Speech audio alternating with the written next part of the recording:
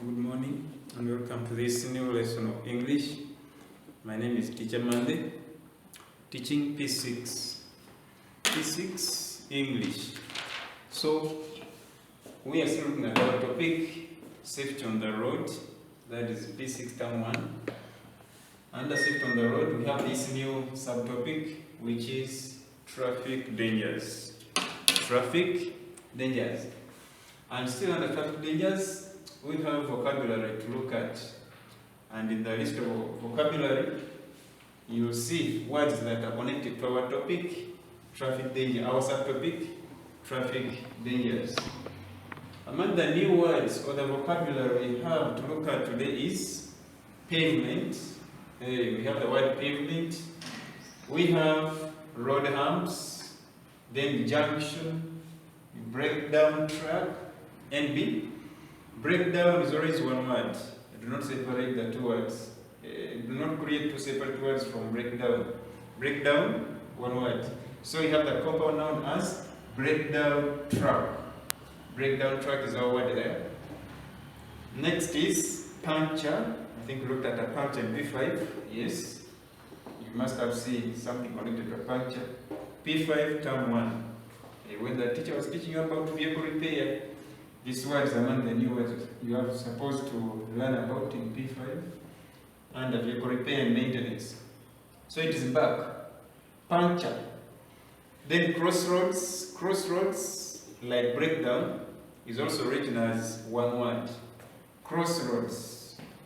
After crossroads, we have the next word or expression as highway robbers.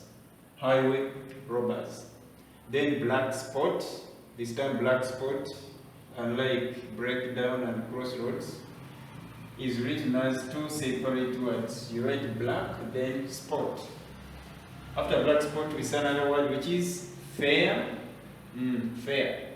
Then brake fluid. Brake fluid. Tow is the second last word in this list, plus final helmet. Some of these words are connected to the P5 words of vehicle repair and maintenance, like I've told you. However, you need to keep on revising them, revisit your dictionary, look up the meaning, get the right pronunciation from the dictionary compared to what you know, what the teacher has given you, and you continue mastering the vocabulary. We said every new topic or subtopic begins with this vocabulary, and it's always important for the learner to master the new words in that subtopic or topic, to make sure you'll easily understand the structure part of the same topic or subtopic. You need to master the vocabulary before you think of mastering the structures or mastering its comprehension, the passages. Because as you read the passage, you may find the teacher or the examiner asking you to write another word or group of words to mean the same as fair. If you didn't master the vocabulary part, you'll find challenges answering that question in comprehension. So, we have an assignment here in regard to what I've been explaining or what I've been talking about. And the assignment has 1, 2, 3 questions. 3 questions in our assignment. Question 1 is telling you to read the above words aloud. Aloud is an adverb of meaning. Loudly. Read the above words aloud or loudly. Take time, shout these English words. You'll master their pronunciations when you try practicing speaking them aloud. Okay. Question 2 is to look up the meanings of the words listed above. Yes. Question 2 is telling us to look up the meanings of the words listed in the above part. So, go to your dictionary, which we recommend as Oxford Advanced Learners Dictionary. 9th edition is better. Oxford Advanced Learners Dictionary, 9th edition. Look up each of these strange words, whether it is familiar, whether it is unfamiliar. Take time to look it up in your dictionary and master the meaning. Yeah, I told you meanings are very important, especially when you go to section B. You may encounter some questions connected to this vocabulary we are looking at. The third question is asking you to form other words from the ones given in the above list. You have the list here. Choose one word, write it here, because I have an example here for you. We have TOW, which is toe. To form other words from toe, I have come up with the following. We have toes. I can even label them in the parts of speech where they belong. Toes is a verb, which is in its everyday tense, as our P.6 teacher taught us.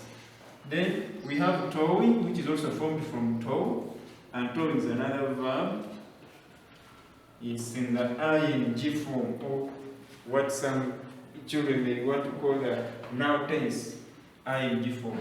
That's a verb. Another word I have formed from tow is towed, T-O-W-E-D. This one is another verb. So you can see, all the words we have formed from tow are verbs. So what does it mean? Okay, it doesn't mean that whichever word you're going to form from these words must be a verb. Tow itself, by the way, is a verb. You may form words that are nouns. You may form other words that are adjectives. You may form other words that are what? That are adverbs. So don't have this ingrained in your mind that whichever word I form must be a verb. Never. The example I brought here is for a verb, and which cannot change to another form, maybe a noun, an adjective, or an adverb. So whatever we have formed from it is a verb, as you have seen. I'll give you an example of which other word. We have helmet. Helmet is a noun. Yes. You're going to form its plural, and that will be a noun. Fine. So, but it's not a verb that you're going to get helmet and you add ing, like we added ing to toe. So you have to be careful when forming other words from the words given above. So with that, I believe I've given enough guidance to form those words we need from the ones given in the list above. After this, when you follow your booklet, there is a dialogue. Like I told you, some of these words can be tested in our comprehension pieces. There's a dialogue which I'm going to do. That is on page 12 of your workbook. Page 12 of your workbook has a dialogue about traffic dangers. So be ready to encounter it. When you turn to page 12, read the dialogue. You'll be able to answer the questions about it as usual in full sentence. What are you supposed to do before you think of answering? We always emphasize the point of highlighting the part of the dialogue where you're getting your answer from. Highlight to show the teacher that I have this answer from this line of this dialogue. You highlight or you underline neatly so that you show the teacher that you're not in guesswork, you're doing what is right and what is required of you as a semi-candidate. So, I wish you success as you do that dialogue. Let me take you to another part of our lesson today, and that is using these two adverbs. Which adverbs are those? We have just and already. We are going to learn how to use just and already. They sound familiar to you, obviously to me as well. But there's something important we need to master. We are saying both of the above adverbs are used in the present perfect tense. No full stop. Why? Both of the above adverbs are used in the present perfect tense. Now, what is the present perfect? These things disturb children. What is the present perfect? The present perfect tense is that tense where we use either has or have plus a what? Followed by a past participle verb. If you see any tense which has the helping verb has or have plus a verb in its past participle form. Just know that that sentence is in the present perfect tense. I believe I've been clear there. So you're going to see that whichever sentence you're going to construct as our answer will have either has or have followed by a past participle verb or the past participle verbs. Verbs like eaten, verbs like sang with you, S-U-N-G, verbs like drunk with you, D-R-U-N-K, verbs like written, W-R-I-T-T-E-N, are all known as past participle verbs. So when I talk of a past participle verb, I mean verbs in this category. Some people call them part 3 verbs. The dictionary has a section of irregular verbs. And in those irregular verbs, we have that section for the infinitive form. Infinitive, I want you to listen carefully, sorry. Infinitive form. We have the past tense, and the past what? Participle.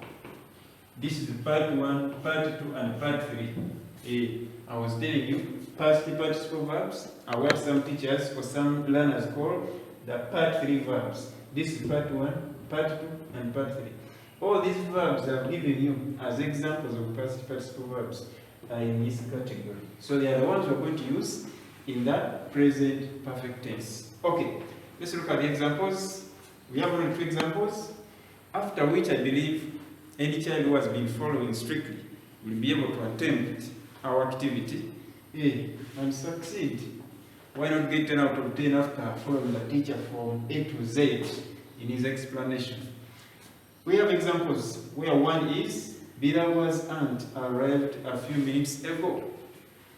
Birawa's aunt arrived a few minutes ago. When you check our sentence, you'll discover it is in this tense.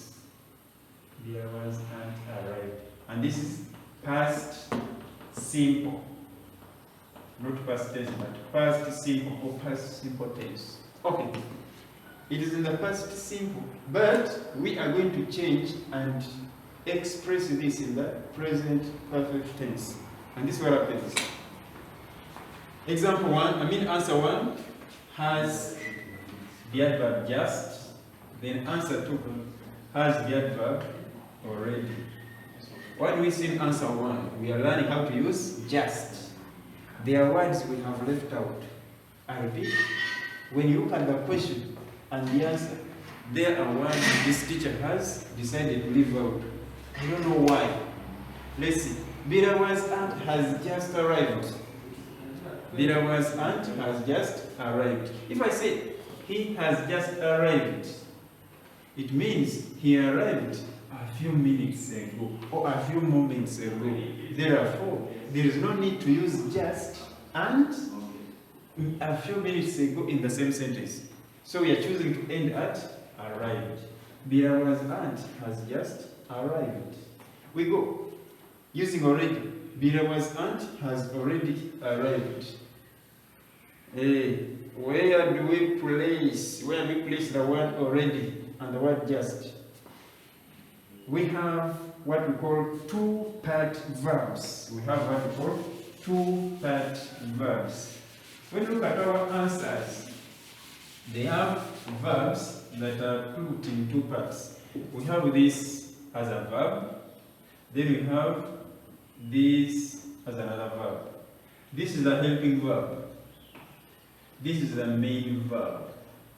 This is a helping verb. This is our main verb. So where do we place just? Where do we place already in our answer? In our sentence. We place already between the helping verb and the main verb. We place just between the helping verb and the main verb. I believe that one has been easy to understand. Just by looking at the examples on the board, you should never put just at the end. Birawa's aunt has arrived just. So it is has just arrived. So the pattern should be has plus just plus main verb. Has plus just plus main verb. Sentence 2. Our main question 2, which is our example 2, has we met our cousins 3 days ago. We met our cousins 3 days ago. So we are learning how to use just. Like the teacher has explained, we use just in the present perfect tense. And the pattern you're going to follow is has or have plus a past participle verb. But that is for only the present perfect tense. Then when we slot in the adverb just or the adverb already, just appears between the helping verb have or has and the main verb, in this case made. So we have our answer here as we have just met our cousins. Do we need to mention these words? 3 days ago, this is an adverb. This is an adverb. This shows you the time, the action of meeting our cousins took place. This one also is an expression of time, an adverb expressing time. In fact, it's not time, it is degree. Yes.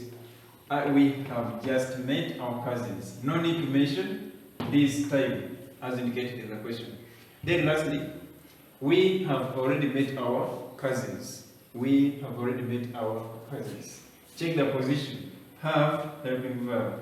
Then already followed by met, which is the main verb in our sentence. From that, you are going to do an activity which is on page 13 of the workbook. We have the activity about that on page 13 of our workbook. So from there we go to the last part of our lesson, and this is still about the use of these adverbs which are now being used as conjunctions. Yeah, whatever I call them. You can call it an adverb, you can call it a conjunction. Some people prefer calling them conjunctions. So you're going to learn how to use no sooner, how to use hardly, how to use scarcely, how to use barely. There are 4 of them. 4. So be attentive. We are saying we use the above to mean the same as soon as. The above adverbs or the above conjunctions are used to mean as soon as. And we are saying when using the above expressions, comma, avoid using these words. Which words are we supposed to throw away when we use no sooner, hardly, scarcely, or barely? Do not think of a sentence that has no sooner and immediately. That's one. Do not think of a sentence that has no sooner, hardly, scarcely, or barely with this word as soon as. This one is even talked about in the first bullet. Then we do not add this adverb at the end. Normally it comes at the end, but when you use no sooner, hardly, or scarcely, or barely, don't think of a word or an adverb like thereafter. Thereafter, as soon as, or immediately should never be used when we use barely, hardly, no sooner, and scarcely. So let's take a look at how they appear in a sentence. In other words, the pattern. Before we go to the examples. When using no sooner, you have, it is a correlative conjunction by the way, it is a correlative conjunction, meaning it exists in pairs or in a pair. It comes here, then there is another word that completes the pair this side, which is than. Blah blah blah. So you use no sooner, than plus other words there. What about hardly? This is where confusion comes from when it comes to learners. Hardly takes, instead of than, hardly takes when. As you're going to see in our examples. Instead of instead of than, hardly decided to take when. Scarcely and barely are like brothers and sisters to hardly. What do I mean? They take the same word, when. Scarcely, like I've told you, and barely are almost brothers to hardly. All take when. So do not confuse the two, using hardly with than, or using no sooner with when, or using barely than. No sooner blah blah blah than. Hardly blah blah blah when. Scarcely blah blah blah when. Then barely blah blah blah. You go to when, as in there. Having looked at that, which is a summary of the pattern we are supposed to follow when constructing sentences using no sooner, hardly, scarcely, and barely, especially when at the beginning, when they are at the beginning. We are going to look at the examples, and we see that when you are constructing a sentence using no sooner, the same sentence can be constructed using hardly. The same sentence can be constructed using barely and again scarcely. So let's look at example 1, which is as soon as he ate food, he fell asleep. As soon as he ate food, he fell asleep. Begin no sooner. No sooner had he eaten food than he fell asleep. We have seen the pattern. No sooner had he eaten food than he fell asleep. Now, we have another past participle verb here. What brings in the past participle verb when constructing a sentence using no sooner? Because of this word, which word? This helping verb had. Had is our helping verb here. It requires a past participle verb in this sentence. In other words, you're constructing a sentence in the past perfect. That's why we use had as the helping verb, and the main verb is in the past participle form. So that's the reason basically you see had and the past participle verb. You use the past participle verb because of had, which is our helping verb in that sentence.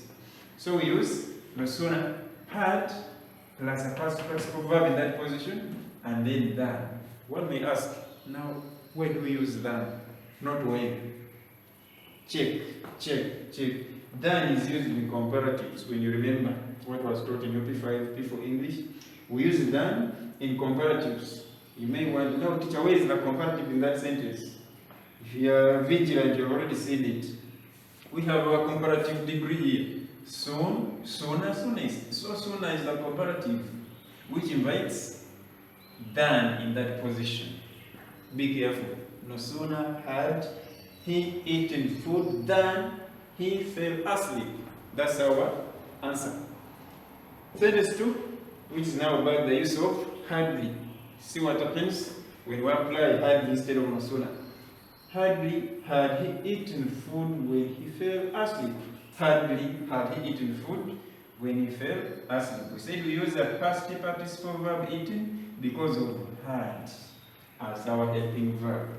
Because of had as our helping verb, we are supposed to use the past participle verb hardly, not ate. Why? I cannot say he had ate. It will be very, very wrong. He had wrote. No sooner had he written the letter. Hardly had he written the letter. Don't say hardly had he wrote. Now the funny thing is, when the teacher is giving you that sentence, he will give it to you in the past. So that, if you are careless, you'll copy this and write it here, and you'll sure fail. So, be careful. Now, why did the teacher use ate? Because the teacher's sentence is in the past simple. As soon as he ate, there's no helping verb. He has no helping verb. That's why he's using the past tense of the form, the past tense of the verb eat, and that is ate. Here, because of the helping verb, you need eating. Because of the helping verb, you need eating, which is in the past participle form. So answer is, hardly had he eaten food when he fell asleep. Then B, do not use a comma when using hardly. Do not use a comma when using hardly. Leave the sentence the way it is. Leave it the way it is. Hardly had eaten food when he fell asleep. Next, scarcely, which some people read as scarcely. Okay. Scarcely had he eaten food when he fell asleep. There's no difference, like the teacher just explained here in the pattern. There's no difference between the use of hardly, scarcely, and barely. That's why I used the other expression of brothers or sisters. These three are like triplets: hardly, scarcely, and barely. Triplets, let me borrow a word from our next topic. Should be the third topic of P6. Family relationships. These are like triplets. Triplets are three children born at the same time to the same parents or the same mother. They are triplets. So these words are triplets. They share the same words, the same pattern. Nothing much should change. Our answer is scarcely had he eaten food when he fell asleep. No comma when you use scarcely at the beginning. Still, barely, the last triplet. Barely had he eaten food when he fell asleep. Use a helping verb had. Use a helping verb had. And then do not forget to use eaten, which is our main verb in the past participle form. Do we have an activity about this in our workbooks? I believe yes, we do. We have an activity. The activity for no sooner will be found on page 16. Then for scarcely, bare, and hardly, like I told you, they are like triplets. You'll get it on page 17 and 18. In our next lesson, we'll be looking at how we can use these modal verbs. Modal verbs, mustn't, and should not. That should be part of our next lesson. And then in the same lesson, we'll discuss some bit of comprehension and comparison of adjectives. See you then. I'm main teacher man of P6, term 1. The subtopic has been traffic dangers.